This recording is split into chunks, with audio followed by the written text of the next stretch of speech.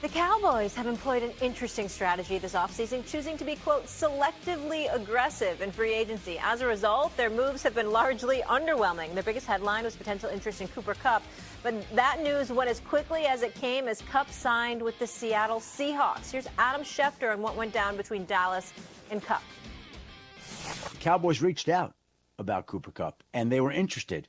And Dak Prescott and CeeDee Lamb, the way I understand it, were on the phone with Cooper Kupp, talking to him about the idea of coming to Dallas. And it was floated out there. And then the Cowboys heard the numbers, and they were at numbers that the Cowboys weren't going to get to. It always seems like their pockets aren't deep enough. Stephen A., was passing on Kupp a good move or a cheap move by your Dallas Cowboys? You always have to go the route of cheap when we're talking about Jerry Jones and the Dallas Cowboys, because right now they're ranked 29th in the NFL this offseason in free agent spending.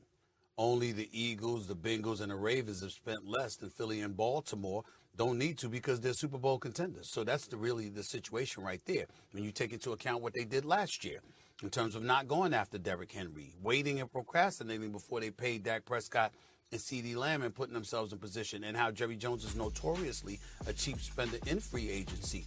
Those are all things that you have to take into consideration. So it's not to say that it was a bad move, but I'm just saying the word cheap in free agency is synonymous with Jerry Jones at this point. It's something that he looks to do. It's something that he looks to do as it pertains to cutting corners. You got a guy on Rico Dowdle that was your running back last year, okay? And he has to go elsewhere to get a 1-year, $6 million deal because Jerry Jones didn't want to pay it. And even though he rushed for over 1,000 yards, and instead you go out and you get this Cat Williams, Javonte Williams from Denver for a 1-year, $3 million deal. You got to look at stuff like that and say, really, are you really trying to win on a football field, or are you trying to win with your bank account? You're trying to win with saving money. That's the question. Whether or not there's a definitive answer or not is something that Louis Riddick is far more qualified than me to answer. But there is no question that perception exists about the Dallas Cowboys, led by Jerry Jones and, of course, Stephen Jones. And it's a reputation that they've brought on themselves. Nobody's added it to them. They did it. I don't like including the Bengals with free agents this year because they re-signed Chase, who's not a free agent. Yes. That should count. Right. So they shouldn't be 29th, and they kept Higgins. And T. Higgins. And Higgins. I will disagree with you on this, Stephen, and I'm going to give you the figures, and I sound like I'm an NFL expert, and I'm not, but I made some calls. Not to you, Louis, buddy, but I made some calls. Prescott's making $60 million. Yep. $34 million for CeeDee Lamb, and they're going to have to pay Micah Parsons $40 million. You do the math. That's $134 million. The salary cap is $279 million. They have 48% of their cap to these three players. You want them to go sign Kupp to give him another $15 million? They're going to have no money. It's a 45-man roster. It's not a 3-man roster. You can't win with 3 guys. They got 3 guys right now who are getting paid half the salary cap. And the quarterback is not worth 60, but the market says he gets paid. The receiver shouldn't get that much money because they don't make the impact I think they should make. He's getting in, and Parsons, as you know, is going to make $40 million. So what do you want Jerry to do? Give Kupp another $20 million? He's got no money for anybody else. You're the GM. You want to be? Help me. Go ahead. Look, they boxed themselves into a corner because of how top-heavy they are as far as their salary cap allocation. And the reason why they box themselves into a corner is because their negotiating tactics are always to take it to the very last minute when the player has maximum leverage because of the fact that the team knows, look, we got to get these guys in here. So what are they going to do? They're going to pay up in order to get those guys in there and get them on the football field. It's what wound up happening with Dak. It's wound up happening with CD. It's going to wind up, the same thing's going to wind up happening with Micah. And what winds up happening then is, well, how else are you going to fill out the rest of your roster?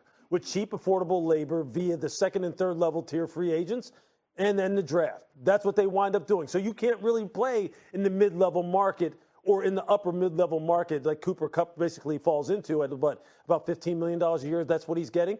But that's about the going rate for a number 2 wide receiver in the NFL, the Cincinnati Bengals notwithstanding. There are many teams that have an upper echelon paid wide receiver and then around a $13, $14 million number 2, number 3 wide receiver on their roster. Dallas can't do it simply because of how they have structured their salary cap and how they have divvied it up already. And on top of it, look, I think fundamentally Jerry just does not like paying people from the outside. He doesn't. He'll pay his own guys. He'll box himself into a corner in a minute with his own people. But when it comes to paying guys coming from the outside in, He doesn't like to do that. And you know what? On the surface, I understand that. I understand it because I've been involved with organizations that went full bore into free agency and were big-time players in the first 24, 48 hours. And a lot of times we got absolutely hosed because the team that is acquiring a player never knows as much as the team that's letting that player hit the market. And then a lot of times that sets you up for failure unless you have some kind of in and some kind of source that's going to give you information that is really credible and useful. Stop right can there. help you determine whether or not. Stop right there. Stop right What's that? That's the inexcusable part. If you are a player personnel director or a GM or whatever, right? Yep. What the hell is your job? You had damn well better have sources that give you inside intel so you'll know what kind of decision that you're making. You don't play. I promise you this, to all the stupid NFL teams out there who passed on Louis Riddick. Louis Riddick got sources all over the damn place, okay? So there's no, and let me tell you something right now. You can sit up there and tell Louis Riddick, yo, man, I'm going down the block to get some donuts. Louis Riddick is going to ask somebody, can I trust him to get me the right donuts? Can I trust him to do it? You understand what I'm saying? I need to find out more about it. Make sure he's going to do the right thing. That's Louis Riddick. So, again, I'm using that to accentuate a point. Yo, you ain't playing.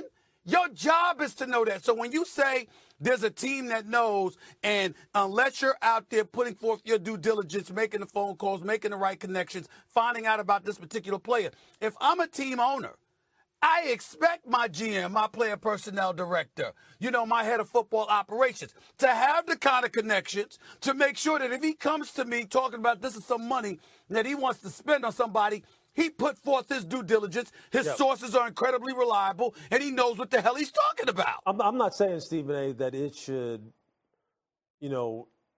cause you to, not want to play in that market. And that you should totally take a total hands-off approach to the free agent market like Dallas does, for all intents and purposes. There's always going to be – look, there's some risk involved, even if you feel as though you know all the information you could possibly know. There's always going to be risk.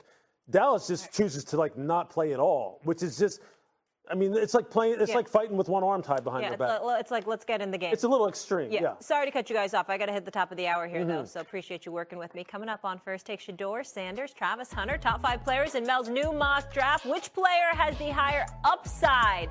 Lewis has a take that you got to hear. Plus, everyone's favorite segment of the week. What are you mad about? You nervous, big time? I am, because we got to do it at the top of the hour. Look at this. Let's take it easy. What garbage? Punch. Otani. They're lighting the Christmas tree, that's why. You're watching First Take, presented by ESPN Bet Sportsbook.